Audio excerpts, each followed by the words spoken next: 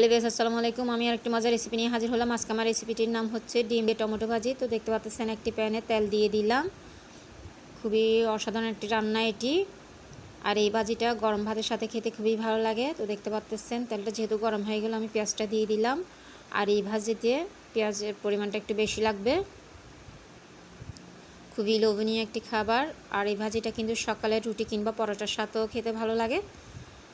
আর যখন আমাদের সর্দি জ্বর হয়ে থাকে আসলে তখন এই ভাজি দিয়েও কিন্তু গরম ভাতের সাথে খাওয়া যায়, খুবই ভালো লাগে। সর্দি জ্বরতে এমনিতে কিছুই ভালো লাগে না খেতে, তখন কিন্তু এই ভাজিটা দিয়ে অনায়াসে ভাত খাওয়া যায়। দেখতে পাচ্ছেন পেঁয়াজটা একটু নেড়ে চেড়ে দিলাম। আর এই ভাজিটা কিন্তু আমাদের চট্টগ্রামবাসীর খুবই প্রিয় এবং খুবই জনপ্রিয় একটি খাবার এটি। দেখতে পাচ্ছেন কাঁচামরিচগুলো দিয়ে দিলাম। আর কাঁচামরিচগুলোকে আমি ভেঙে দিলাম। আর টমেটোটাকে কিন্তু আগের থেকে আমি কেটে নিয়েছি এবং বিচিগুলো ফেলে দিয়েছি। দেখতে পাচ্ছেন আমি স্বাদ মতো লবণটা দিয়ে দিলাম। 1 চা চামচ হলুদের গুঁড়া দিলাম এবং সামান্য পরিমাণ মরিচের গুঁড়া দেব, বেশি লাগবে না। দেখতে পাচ্ছেন। আর এগুলোকে আমি নেড়ে চেড়ে কষিয়ে নেব ভালো মতন করে। এরপর আমি টমেটোটা দেব। আর এই রান্নাটা করতে কিন্তু বেশিক্ষণ সময়ও লাগে না। দেখতে পাচ্ছেন ভালো করে নেড়ে চেড়ে দিচ্ছি।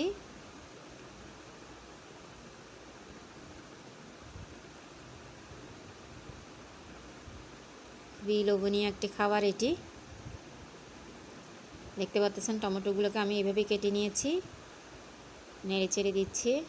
আর মাঝখানে যে অংশটা থাকে বিচিগুলো ফেলে দিতে হবে, না হলে প্রচণ্ড টক হবে। সামান্য করে পানি দিলাম টমেটোগুলো সিদ্ধ হওয়ার জন্য, কিন্তু পানি থাকতে পারবে না। আমি পানিগুলোকে সবগুলোকে শুকিয়ে ফেলবো। দেখতে পাচ্ছেন স্বাদ মতো চিনি দিলাম।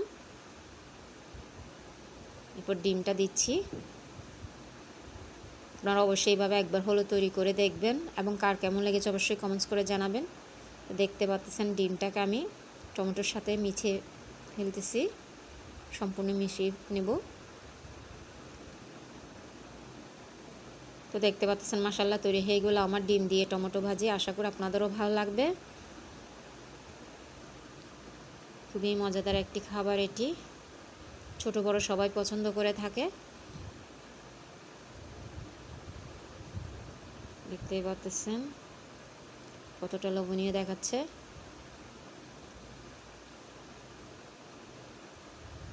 আশা করি আপনাদেরও ভালো লাগবে।